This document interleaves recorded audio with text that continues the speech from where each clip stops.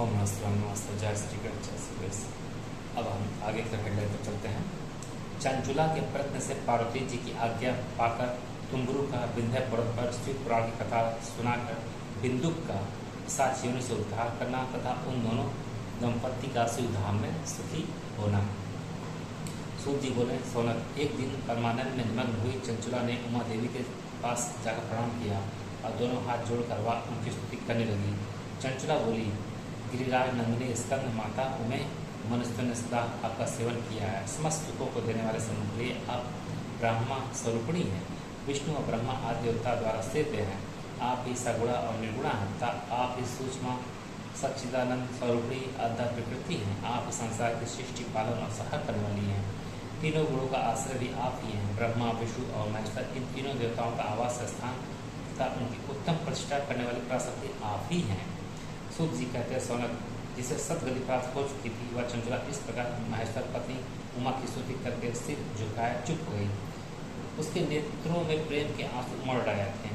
तब करुणा से भरी हुई शंकर प्रिया भक्तवत्सला पार्वती देवी ने चंचुला को संबोधित करके बड़े प्रेम से इस प्रकार कहा। पार्वती बोली, सखी चंचुले सुंदरी, मैं तुम्हारी की हुई इस स्तुति से बहुत प्रसन्न हूँ। बोलो, क्या वर मांगती हो? तुम्हारे लिए मुझे कुछ भी अदय नहीं है।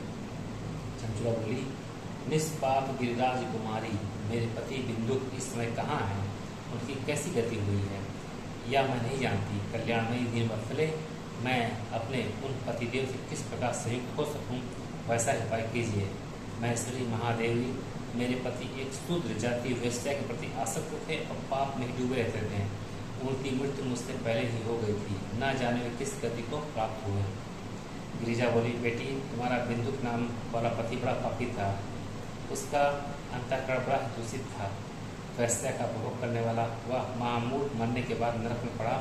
अगणित वर्षों तक नरक में नाना प्रकार के दुख भोग कर वह पापात्मा अपने शेष पाप को भोगने के लिए विंध्य पर्वत पर पिशाच हुआ है।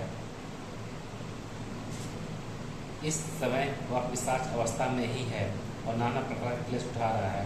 वह दुष्ट वही वायु पीकर रहता है और सदा सब प्रकार का कष्ट सहता है। सूत जी कहते हैं, सोनक, गौरी देवी की आवाज़ सुनकर उत्तम व्रत का पालन करने वाले चंचुला उस पति के महान दुख से दुखी हो गई। फिर मन को स्थिर करके उस ब्राह्मण पत्नी ने व्यथित हृदय से महेश्वरी प्रणाम करके पुनः पूछा। चंचुला बोली, महेश्वरी महादेवी, मुझ पर कृपा कीजिए और दूषित कर्म करने वाले मेरे उत्कृष्ट पति का उद्धार कर लीजिए। देवी कुत्सित बुद्धि वाले मेरे उस पापात्मा पति को किस उपाय से उत्तम गति प्राप्त हो सकती है, यह शीघ्र बताइए। आपको नमस्कार है। पार्वती जी ने कहा, तुम्हारा पति यदि शिव पुराण की पुण्यमयी उत्तम कथा सुने तो सारी दुर्गति को पार करके वह उत्तम गति का भागी हो सकता है।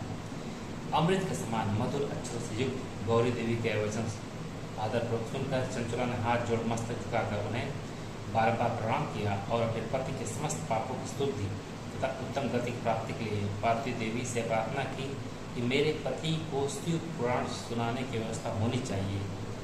उस ब्राह्मण पत्नी के बारंबार प्रार्थना करने पर शिव प्रिया गौरी देवी को बड़ी दया आई। उन भक्त वत्सला महेश्वरी गिरिराज कुमारी ने भगवान शिव की उत्तम कीर्ति गान करने वाले गंधर्व राज तुम्बुरु को बुलाकर उनसे प्रसन्नतापूर्वक इस प्रकार कहा, तुम्बुरु, तुम्हारे भगवान शिव में प्रीति है। तुम मेरे मन की बातों को जानकर मेरे अविष्ट कार्य को सिद्ध करने वाले हो। इसलिए मैं तुमसे एक बात कहती हूँ, तुम्हारा कल्याण हो। तुम मेरी इस सखी के साथ शीघ्र ही विंध्य पर्वत पर जाओ। वहाँ एक महाघोर और भयंकर पिशाच रहता है। उसका वृत्तांत तुम आरंभ से ही सुनो। मैं तुमसे प्रसन्नतापूर्वक सब कुछ बताती हूँ। पूर्व जन्म में वह पिशाच बिंदुक नाम ब्राह्मण था। मेरी इस सखी चंचुला का पति था, परंतु वह दुष्ट वैश्यगामी हो गया। स्नान संध्या आदि नित्य कर्म छोड़कर अपवित्र रहने लगा। क्रोध के कारण उसकी बुद्धि पर मूर्ता छा गई थी। वह कर्तव्य का विवेक नहीं कर पाता था। अभक्षय भक्षण, सज्जनों से देश और दूषित वस्तु का दान लेना, यही उसका स्वाभाविक कर्म बन गया था। वह अस्त्र शस्त्र लेकर हिंसा करता, बाएं हाथ से खाता, दीनों को सताता और क्रूरतापूर्वक पराये घरों में आग लगा देता था।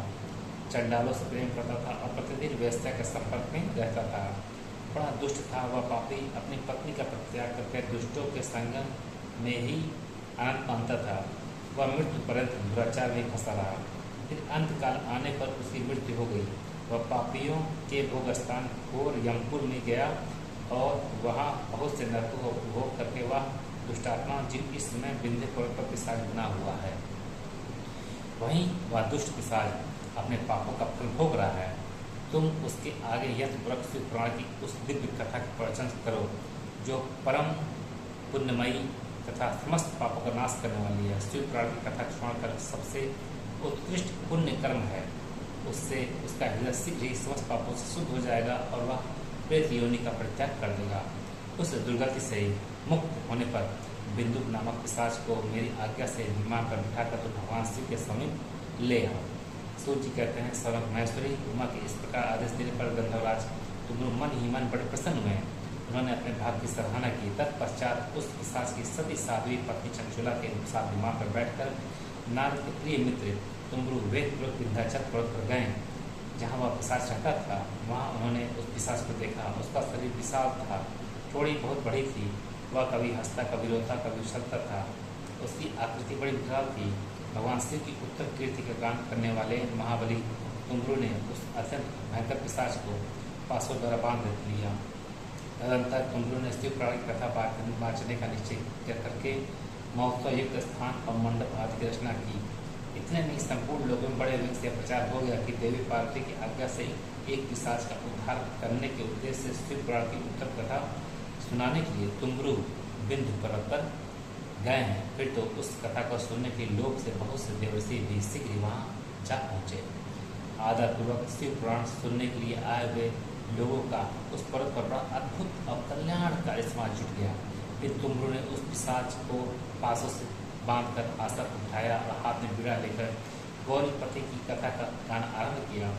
पहली अर्थात विंध्येश्वर संहिता से लेकर 7वीं वायु संहिता तक महात्म सहित शिव पुराण की कथा का उन्होंने स्पष्ट वर्णन किया। 7 संहिता सहित शिव पुराण का आदरपूर्वक श्रवण करके वे सभी श्रोता पूर्णतः प्राप्त हो गए। उस परम पुण्यमय शिव पुराण को सुनकर उस पिशाच ने अपने सारे पापों को धोकर उस पैशाचिक शरीर को त्याग दिया। फिर तो शीघ्र ही उसका रूप दिव्य हो गया, अंग कांति गौरवण की हो गई, शरीर पर श्वेत वस्त्र तथा सब प्रकार के रुसोचित आभूषण उसके अंगों को उद्भासित करने लगे। वह त्रिनेत्रधारी चंद्रशेखर रूप हो गया। इस प्रकार दिव्य देहधारी होकर श्रीमान बिंदु अपनी प्राण वल्लभा चंचुला के साथ स्वयं भी पार्वती वल्लभ भगवान शिव का गुणगान करने लगा।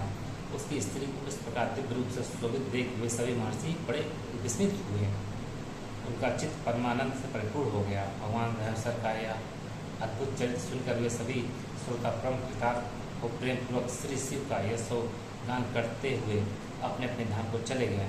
दिव्य रूपधारी श्रीमान बिंदु भी सुंदर विमान पर अपनी प्रियतमा के साथ बैठकर सुखपूर्वक आकाश में स्थित हो बड़ी शोभा पाने लगे। तदनंतर महेश्वर के सुंदर एवं मनोहर गुणों का गान करता हुआ वह अपनी प्रियतमा तथा तुम्बरु के साथ शीघ्र ही शिवधाम में जा पहुंचा। वहाँ भगवान महेश्वर तथा पार्वती देवी ने प्रसन्नतापूर्वक बिंदु का बड़ा सत्कार किया और उसे अपना पार्षद बना लिया। उसकी पत्नी चंचुला पार्वती जी की सखी हो गई। उसे घनीभूत ज्योति स्वरूप परमानंदमय सनातन धाम में आविचल निवास पाकर वे दोनों दंपति परम सुखी हो गए। हर हर